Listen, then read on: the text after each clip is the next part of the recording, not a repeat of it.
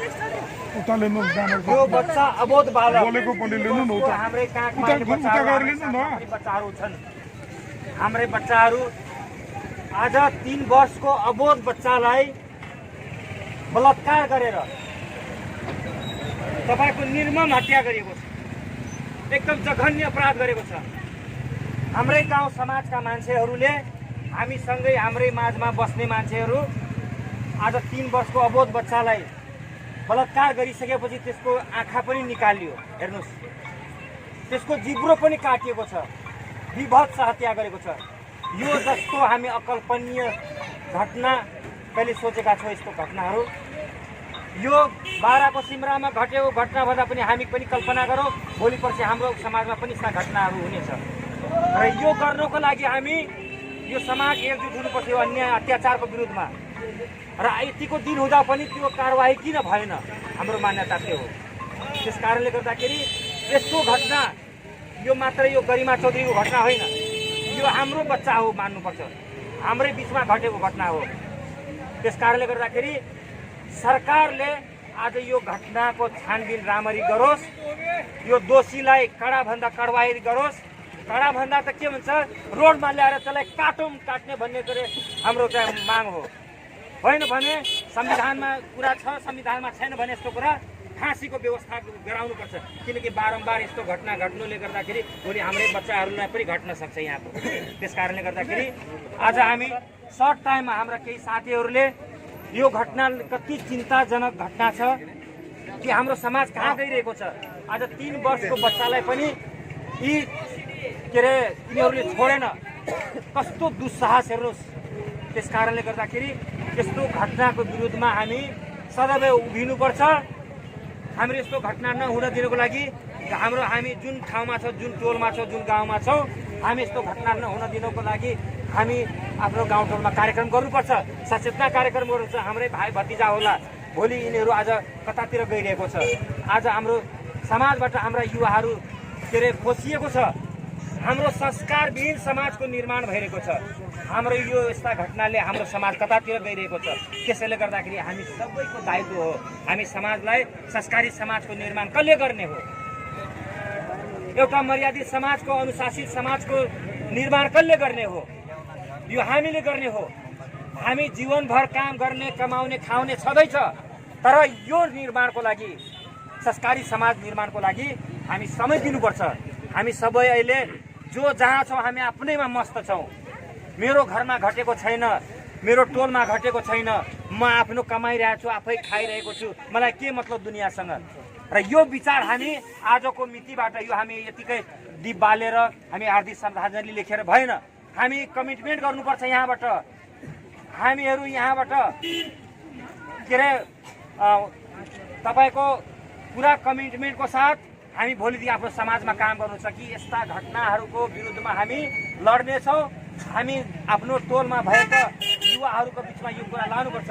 आज यस्तो घटना गर्ने हाम्रै समाजमा बसेका 18, 19, 20 वर्षका केटाहरू गरेको छ। आज हेर्नुहोस् त, तिनका पनि कोही आमा बुवा होला, के गर्दैछन्। हाम्रै घरमा पनि यस्ता युवाहरू छन् जुन आज कुलतमा फसेको छ। तपाईँको ड्रग्स लिएर घुम्दैछ। यो ड्रग्स लिएर विभिन्न किसिम नशालु पदार्थ सेवन गरेर आज हाम्रो समाज संस्कारविहीन भइसकेको छ।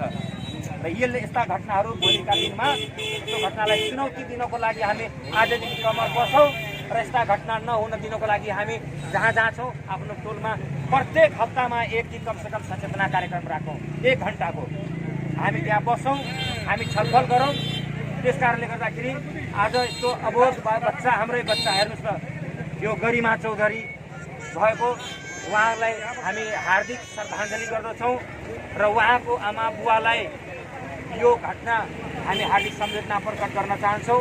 र उहाँहरूको भगवान् पशुपतिनाथले उहाँहरूको के अरे शक्ति, सहन शक्ति बढाओस्। र हामी सबैजना यो अन्य अत्याचारको विरुद्धमा लड्नको लागि हामीलाई भगवान्ले शक्ति दियोस्, शक्ति प्रदान गरोस्।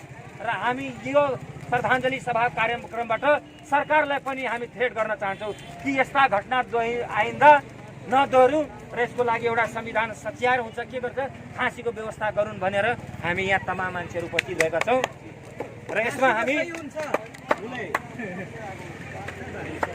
भोलि पर्सि हामी यो समाजमा यस्ता घटनाहरू नहोस् र यो घटना गराउने मान्छेहरू दोषी उप कडा कारवाही गर्नुपर्छ भन्ने हामी सबैको आम यहाँ पब्लिकको माग छ र यसलाई कडाभन्दा कडा सजाय मिलोस्, यही हाम्रो माग राख्दै म आफ्नो छोटो बानी यही विराम राख्दछु। धन्यवाद। ल रञ्जित गोस्वामीजीले उहाँले पनि यहाँ कार्यक्रमलाई फेसबुकमा देखेर यहाँ आउनुभयो, उहाँलाई पनि धेरै धेरै हमारे पूर्व वक्ता बहुते बात रखल कि तर हम का छौ कि कतो न कतो समाज में कमजोरी छ के कहीं के आज देखे नि घटना घटना से महिला में इतने महिला को उपस्थिति कितना कम। हमारे घर में आज के दिन में सब दीदी बहनी मोबाइल चलाते टिकटॉक चलाते बहुते के था भने त हम मोबाइल में देखी के नि त तर मोबाइल में देखी के हमारे दीदी बहनी सब त नहीं हिले क्या काहे कि आज के दिन में कतो न कतो जेना हमारे पूर्व वक्ता कॉल के एक अवेयरनेस कार्यक्रम जेना सचेतना कार्यक्रम गए पछि त्यो सचेतना कार्यक्रम हमरा सके नहीं कि हमर दीदी बहन हामी चाहिए के लागला आदमी हम देखिन कहिगन पुरुष सबले राखी के नि अधिक मतलब अवेयरनेस कार्यक्रम करथे तर महिला राखी के अवेयरनेस कार्यक्रम नहीं हेते क्या हिंदू सत्संग में उल्टा काम के सचेतना करे पर्ने हमर सके खुद के सिंगल ने भाके जन समाज में सचेतना कार्यक्रम राखी के महिला सबके अवेयरनेस करे पर्ने कहि के हम अपन शब्द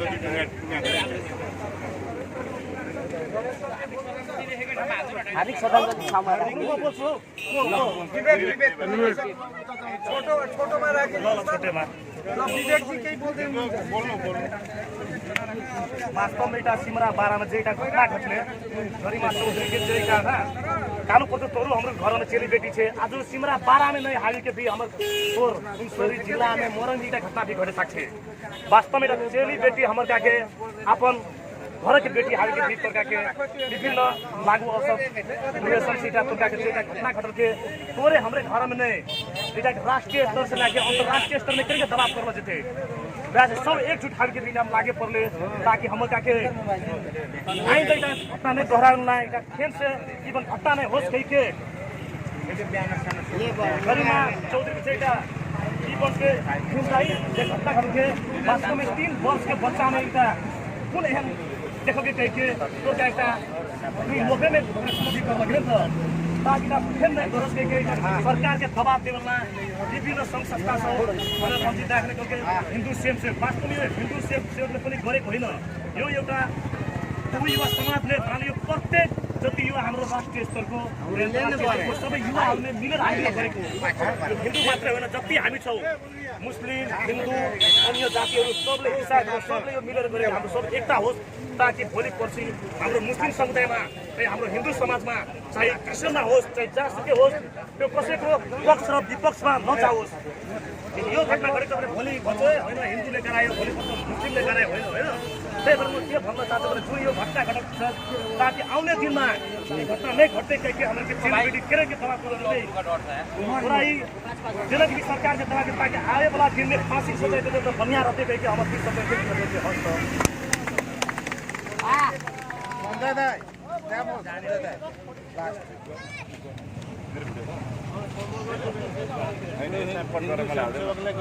भएन हिन्दू सेवक सङ्घले जुन एउटा महिलाहरूलाई मात्रै सचेतना गर्दैन क्या त्यो म देखिसकेको छु फेसबुकमा आउने मान्छे हिन्दू सेवक सङ्घले पुरुषलाई मात्रै अवेरनेस गर्छ क्या महिलालाई गर्दैन भनेको महिलालाई त्यो पछि सल्लाह गरौँला त्यो समाज कार्यक्रम हो त्यो